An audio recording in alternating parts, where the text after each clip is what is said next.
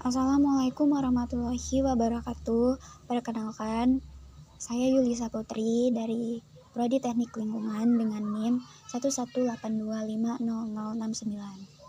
Di sini saya akan menyampaikan sedikit materi mengenai pengelolaan limbah B3 pada limbah cair industri batik.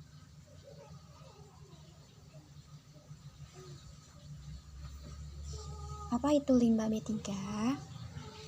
Menurut PP nomor 101 tahun 2014, limbah B3 adalah sisa suatu usaha dan kegiatan yang mengandung zat, energi, atau komponen lain yang karena sifat, konsentrasi, dan jumlahnya, baik secara langsung maupun tidak langsung, dapat mencemarkan dan merusak lingkungan hidup, dan membahayakan lingkungan hidup, kesehatan, serta kelangsungan hidup manusia dan juga makhluk hidup lain, seperti hewan dan juga tumbuhan.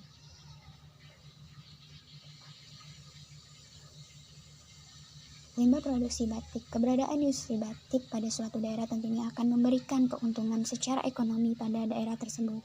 Salah satunya adalah adanya penyerapan tenaga kerja dan pemasukan bagi daerah tersebut. Akan tetapi, seiring dengan keuntungan yang didapat, sebagian besar industri tekstil juga memberikan dampak negatif bagi lingkungan, yaitu berupa limbah cair.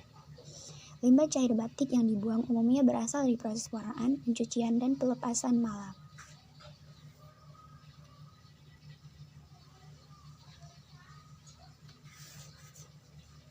Berdasarkan lampiran PP nomor 101 tahun 2014, limbah produksi batik diklasifikasikan sebagai limbah bahan berbahaya dan beracun dengan kategori bahaya 1.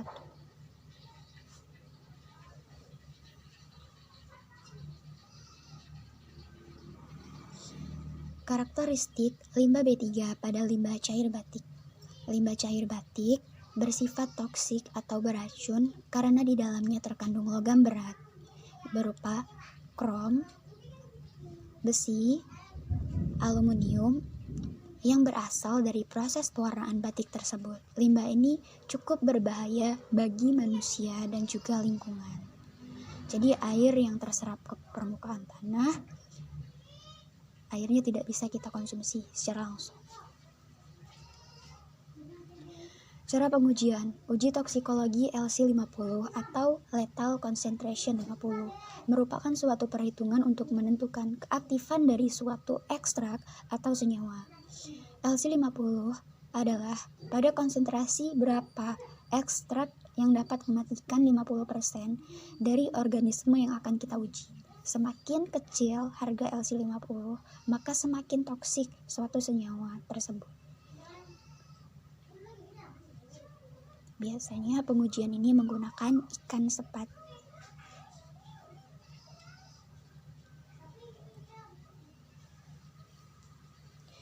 Untuk pengolahan menggunakan teknologi IPAL BPKB atau instalasi pengolahan air limbah Balai Besar Kerajinan dan Batik sesuai dengan tugas pokok dan fungsinya menyediakan sarana dan prasarana dalam kegiatan penelitian dan pengembangan maupun pencegahan pencemaran lingkungan pada industri batik.